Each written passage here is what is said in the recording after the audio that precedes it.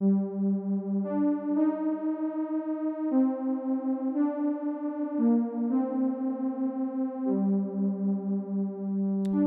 there everyone, and welcome to this month's synth tutorial with Computer Music Magazine. This month we're going to be working with the UHI Zebra CM plugin again, and we're going to be creating a very ghostly synth patch which is perfect for doing really enigmatic lead sounds and also subdued pad sounds. So we're going to start, as we usually do with these synth tutorials, by loading our favoured DAW. We're working in Logic, but you can work in any DAW you like, and then loading an instance of the UHI Zebra CM plugin. The first thing we need to do is initialize the patch, so we're going to go to the central display, click, and then select UHI Initialize. That will give us a sound that sounds a little bit like this. As many of you will know, if you've attempted these tutorials before, we have to do a little bit of making good before we can start building our patch. So the first thing we're going to do, as this is a relatively vintage patch, we need to go to the oscillator section, both oscillator 1 and oscillator 2, and we're going to go to the drop-down menu where it currently reads dual. We're going to change that to single. And we're going to do that on oscillator 2 as well. What that actually does is it removes the aliasing of waveforms. It creates a slightly thinner texture, but also one that's much more in keeping with the vintage sound we're trying to create. So ensuring that both wave pots are all the way around to the far left-hand side on both oscillators, we'll hear a sound like this. At the moment, there's a large degree of brightness occurring up front, and that's down to the envelope 2 pot, which is located in the filter section.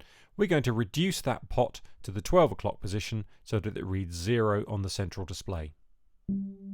As you can hear, it now sounds very, very dull. So to counteract that, what we're going to do is take hold of the cutoff control, and we're going to increase that to a value of around about 20.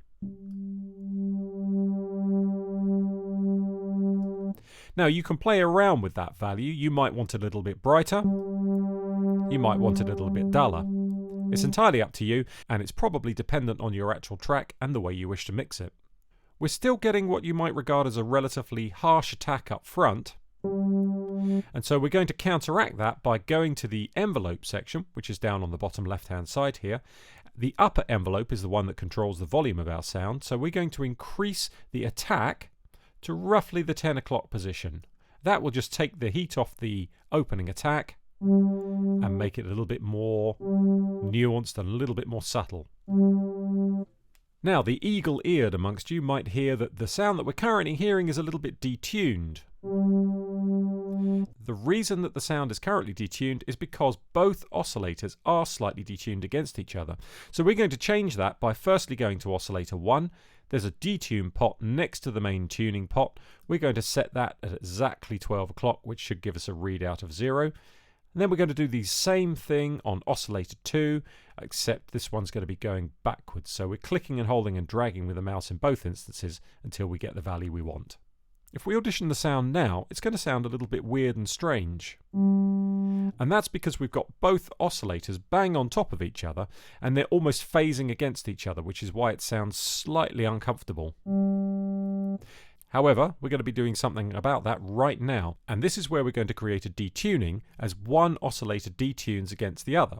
So we're going to leave oscillator 1 as the stable sort of element in this patch, but oscillator 2 is going to be moving around and it will jar against oscillator 1, but in a nice way.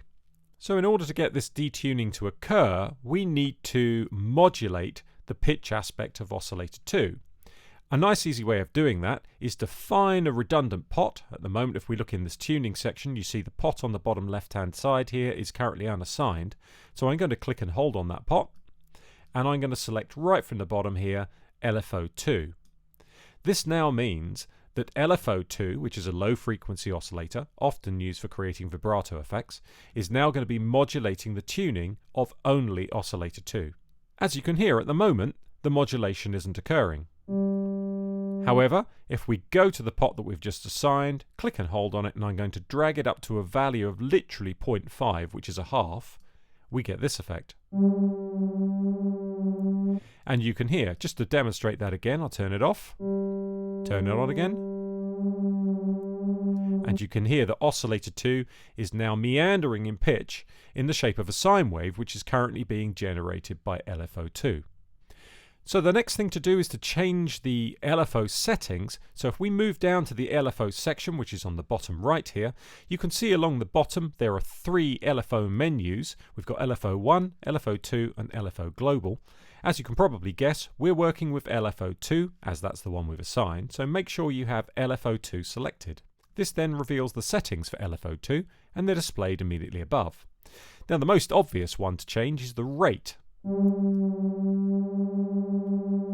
You can make it slower, you can make it faster.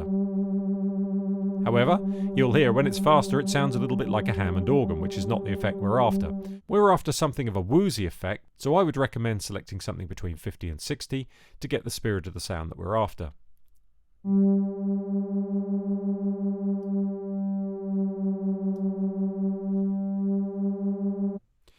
Now it's also worth mentioning here that the amount can also be controlled by this pot here, which is labelled amplitude. If we reduce this, it gives an even lesser amount of modulation going in the direction of oscillator 2 and its pitch, which can sound even more mysterious.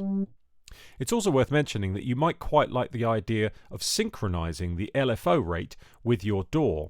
That's what this little box that's labelled Synth does. It allows you to select a note value, which then corresponds with the timing of your DAW. There's plenty of note values here to play with, so try selecting one that's appropriate for you. 1/1 is a whole bar, so that means you'll get one entire cycle over the duration of a bar. We've got a setting of a quarter note at the moment, some might call that a crotchet, and that's a quarter note within every bar in your DAW. It's also worth mentioning directly below there's a box that currently says free. This is to do with the beginning of each cycle of the LFO. You can change it to a free running LFO, or if you want to you can change it to gate. What that means is every time you trigger a note, the LFO starts. You can see that from this graphic that's displayed on the right hand side here. Every time I play a note, it begins.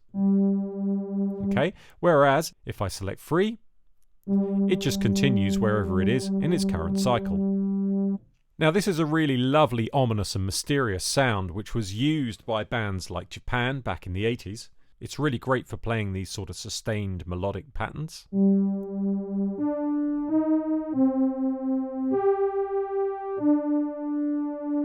And it sounds beautifully mysterious when you do. There are a couple of other tweaks you might like to make to this sound.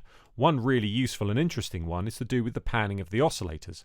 This is something that the original synthesizer such as the Prophet 5 couldn't do, but if you go to oscillator 1, the upper pot on the right hand side here is the panning of the oscillator itself. We can pan this a little bit off to the left and then go to oscillator 2 and do the opposite. It then means that across the stereo image you've got an oscillator on each side, which is very effective. So at the moment when you release your finger from a note, it's coming off relatively quickly. If we take the release phase on envelope 1 up a little bit, it'll be a little more forgiving. And this is particularly good if you want to play chords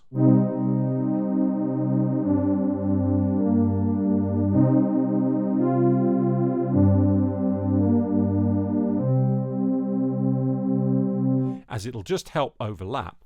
One final little thought. We quite like the idea of putting a nice reverb on this, although you don't want to wash everything with reverb. So what we've got here, we've got our black hole reverb, which is one of our favoured and beloved plugins. We've got it set to a relatively long reverb time, which is generated by the size pot here, but we're keeping the mix relatively low. That's to say that we've got the dry signal here, but if we blend in the reverberated signal, you almost don't know it's there until the signal of the synthesizer stops, at which point it continues and it sounds lovely.